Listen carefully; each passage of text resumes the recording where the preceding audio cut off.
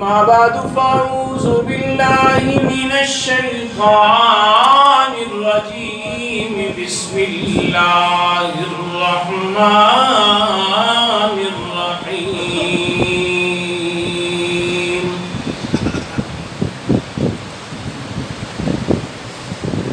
قل إن كان آباؤكم وأبناؤكم وإخوانكم وأزواجكم وعشيرتكم وأموال اقترفتموها وتجارة تخشون كسادها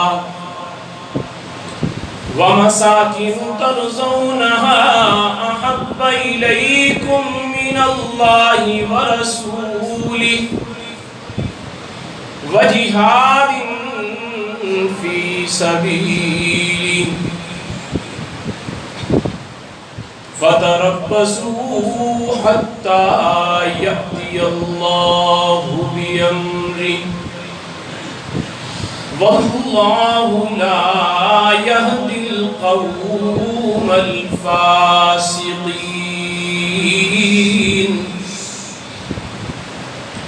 صدق الله خالقنا العظيم وصدق رسوله النبي الكريم ونحن على ذلك لمن الشاهدين والشاكرين والحمد لله رب العالمين.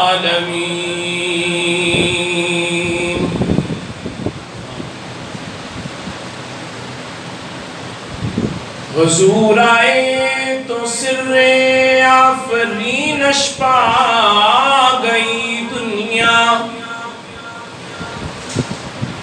حضور آئے تو سر آفرینش پا گئی دنیا. اندھیروں سے نکل کر روشنی میں آ گئی دنیا. بجھے چہروں کا زنگ اترا ستے چہروں پہ نور آیا. حضور آئے تو انسانوں کو جینے کا شعور آیا. خرد کی شمع افروزی جنوں کی چارہ فرمائی. اسی امی کے صدقے میں زمانے کو سمجھ آئی.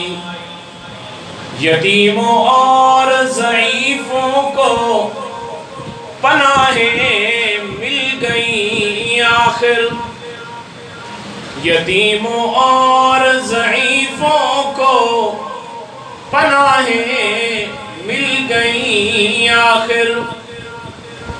حضور آئے تو ذروں کو نگاہیں مل گئیں آخر.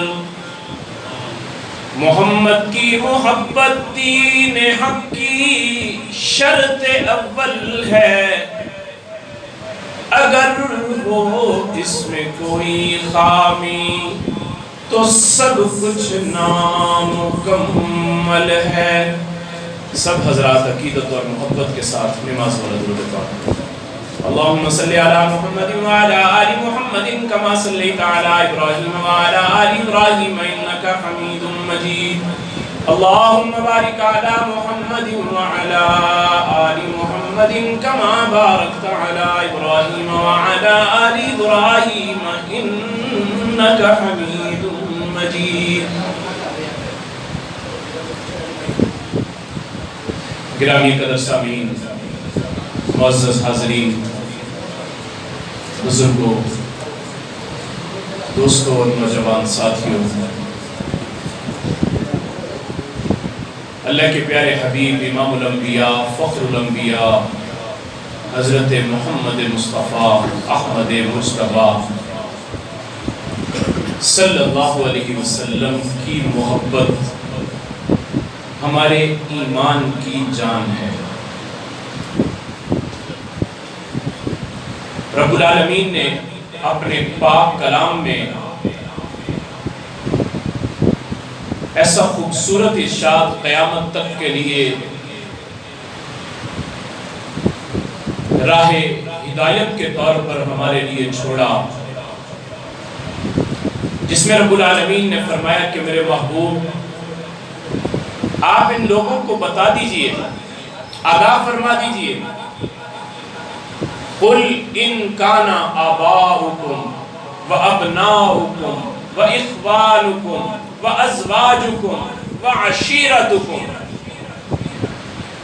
وَأَمْوَالٌ اقْتَرَفْتُمُوهَا وَتِجَارَةٌ تَخْشَوْنَ كَسَادَهَا وَمَسَاكِنُ تَرْضَوْنَهَا أَحَبَّ إِلَيْكُم مِّنَ اللَّهِ وَرَسُولِهِ۔ میرے محبوب ان کو بتا دیجئے، ان کان آباؤکم، اگر تمہیں اپنے آباء و اجداد، اپنے والدین اور والدین کے والدین سے محبت، وابناؤکم، اپنی اولاد یا اولادوں کی اولاد ان سے محبت، واخوانکم، اور اپنے بھائیوں سے محبت، جن کو اپنا دست و بازو سمجھتے ہو، وازواجکم، اور اپنی بیویوں سے محبت، جن کو اپنی رفیقہ حیات کہتے ہو، وعشیرتکم، اور تمہارے قوم قبیلے کی محبت، جس کو برادریزم کہا جاتا ہے، یہ ساری کی ساری محبتیں۔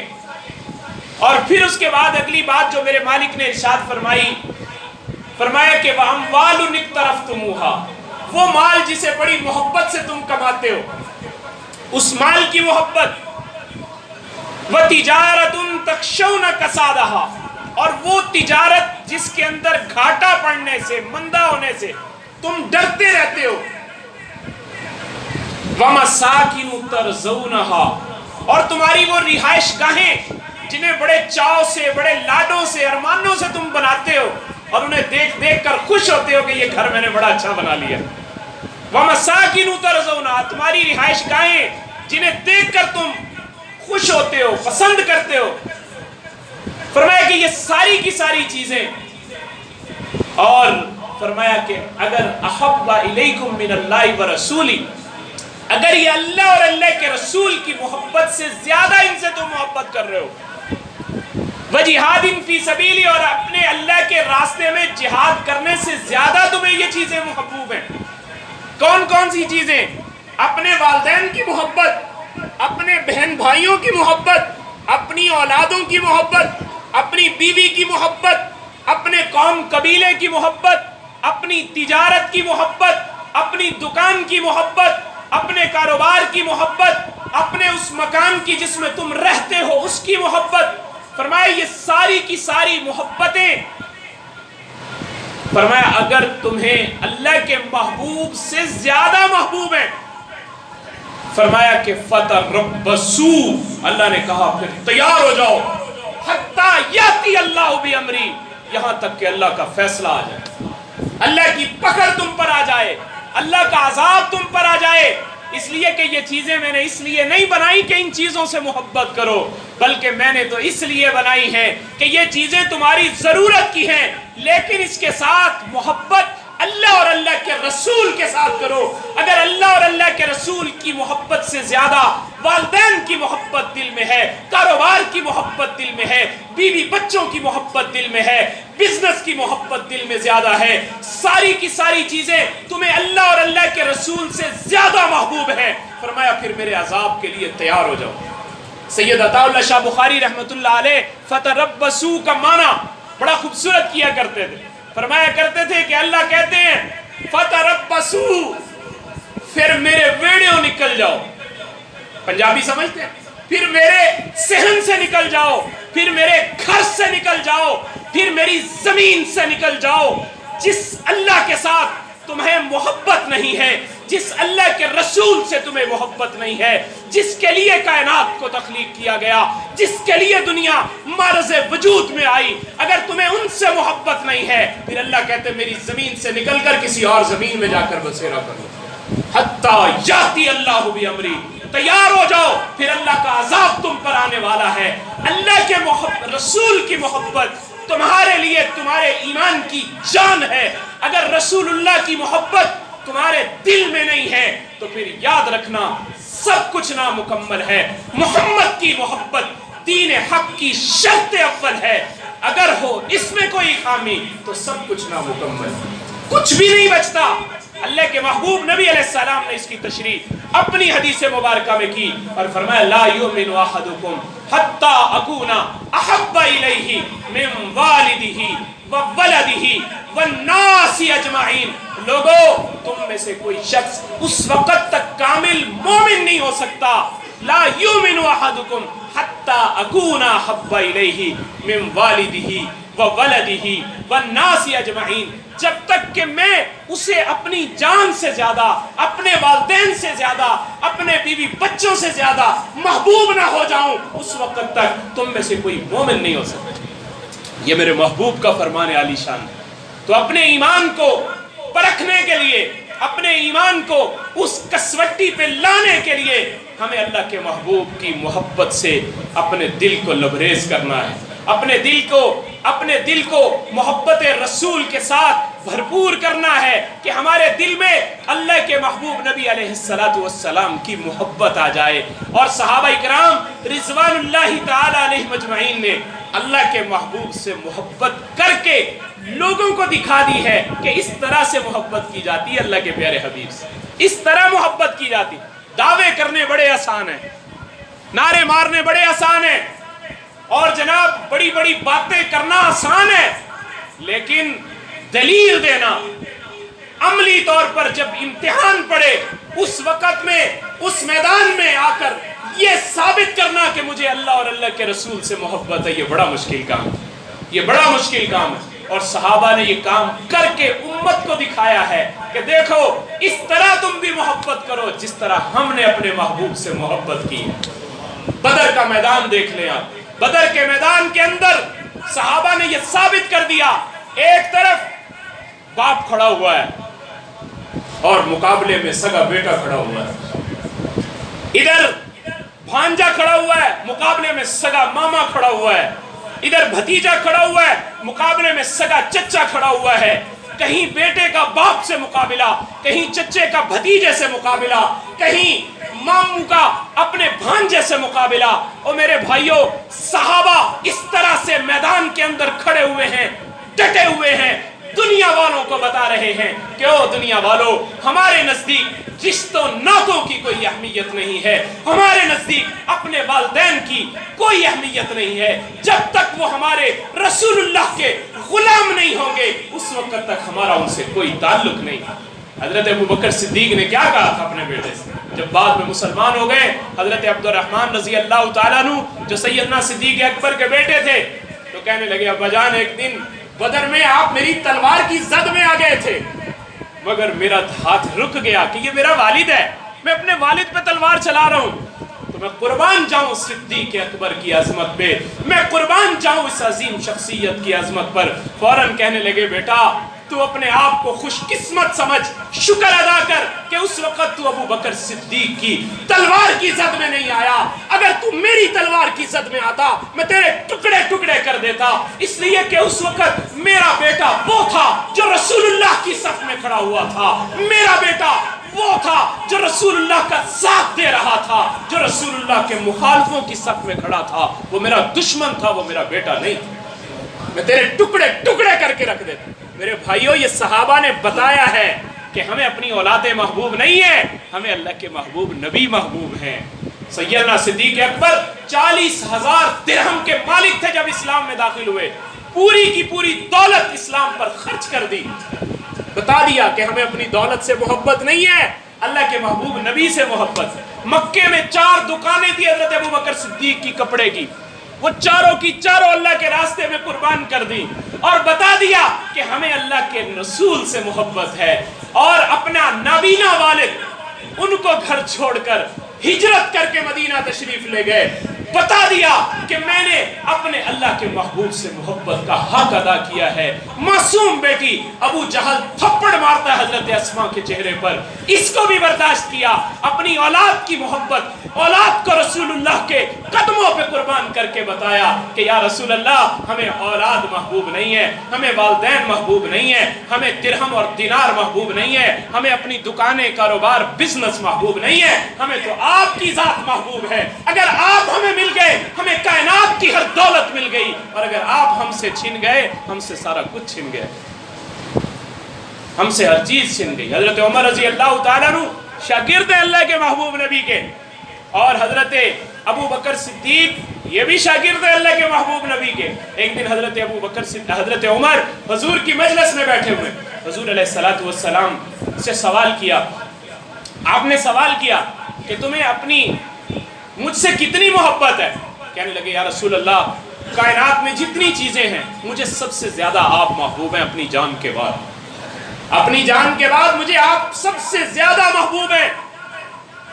میرے محبوب علیہ السلام نے فرمایا عمر آدمی اس وقت تک مومن کامل نہیں ہو سکتا جب تک وہ اپنی جان سے بھی زیادہ مجھ سے محبت نہیں کرتا، جب تک اپنی جان سے بھی زیادہ محبت نہیں کرتا۔ حضرت عمر رضی اللہ تعالیٰ عنہ فرماتے ہیں کہ یہ بات جب میرے محبوب نے کی نا، میرے محبوب کی محبت میرے دل میں اس طرح گھس گئی، میں نے کہا یا رسول اللہ اب میرے دل میں آپ کی محبت اپنی جان سے بھی زیادہ ہے۔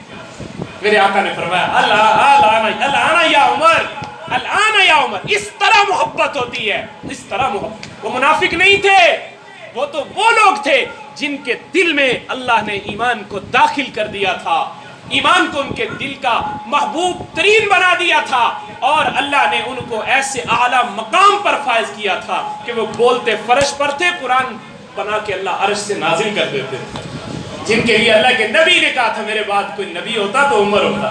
حضرت عمر یہ کہہ رہے ہیں کہ یا رسول اللہ مجھے اب اپنی جان سے بھی زیادہ آپ محبوب ہیں۔ میرے محبوب نے فرمایا اب ہوا ہے کامل ایمان، اب ہوا ہے کامل ایمان۔ میرے بھائیوں مجھے اور آپ کو جائزہ لینا ہے، اور محبت رسول کے انداز دو ہیں، انداز دو ہیں۔ حضرت ابو حذیفہ رضی اللہ تعالیٰ عنہ غزوہ بدر کے اندر مقابلے کے اندر والد آ گیا، عتبہ والد اور سخت جنگجو، اور مقابلے کے اندر آ کر اس نے کہا حل من مبارز، آؤ میرے مقابلے میں کون آتا ہے؟ حضرت ابو حذیفہ کھڑے ہوئے، یا رسول اللہ مجھے اجازت دیجیے میں اپنے والد سے جا کر دو ہاتھ کروں۔ میرے محبوب نے فرمایا نہیں جانا ہے۔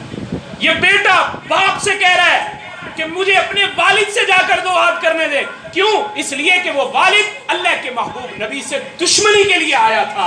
حضرت ابو حذیفہ نے بتا دیا کہ مجھے محبت اپنے والد سے نہیں بلکہ اللہ کے محبوب نبی سب سے زیادہ محبوب۔ لا طاعت لمخلوق فی معصیت الخالق، مخلوق کی فرما برداری میں خالق کی نافرمانی جائز نہیں۔ خالق کی فرما برداری کرنا لازم ہے، مخلوق کی فرما برداری کرنا ضروری نہیں ہے۔ اللہ کے ہاں جواب ہمیں دینا پڑے گا۔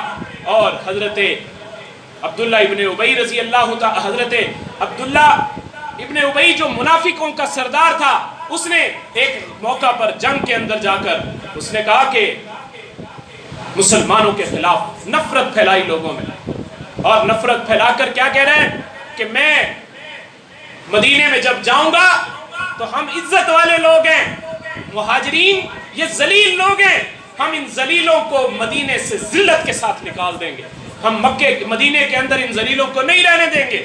اب یہ بات اللہ کے محبوب نبی علیہ السلام کے صحابی انہی کے بیٹے وہ پکے سچے مسلمان تھے، ان کو پتا چلا کہ میرے والد یہ بات رسول اللہ صلی اللہ علیہ وسلم کے بارے میں اور صحابہ کے بارے میں کہہ چکے ہیں، گویا کہ انہوں نے رسول اللہ صلی اللہ علیہ وسلم کے بارے میں یہ کہا کہ ہم ذلیل لوگوں کو نہیں رہنے دیں گے مدینہ میں۔ تو حضرت عبداللہ ابن ابی کا بیٹا وہ اسی وقت مدینہ کے دروازے پر آ کر، جہاں سے راستہ تھا مدینے کا، وہاں کھڑے ہو گئے اور کھڑے ہو کر کہا کہ آج میں دیکھتا ہوں کہ کیسے تم داخل ہوتے ہو مدینے کے اندر، اور جب وہاں گئے جا کر راستہ روک لیا۔ کس کا راستہ روکا؟ اپنے والد کا راستہ روکا، اور اپنے والد کا راستہ روک کر کہا کہ تو نے یہ کہا تھا کہ ہم ذلیل لوگوں کو داخل نہیں ہونے دیں گے، یہاں پر یا تو اقرار کرو کہ ذلیل تم ہو، اللہ کے محبوب نبی عزت والے ہیں، یا میں تیری گردن کو اسی وقت تیرے تن سے جدا کر دیتا ہوں۔ یہ بیٹا باپ سے کہہ رہا ہے کہ اس کو وہاں پر کہنا پڑا۔ اس نے دیکھا یہ میرا بیٹا میرے مقابلے میں آ گیا۔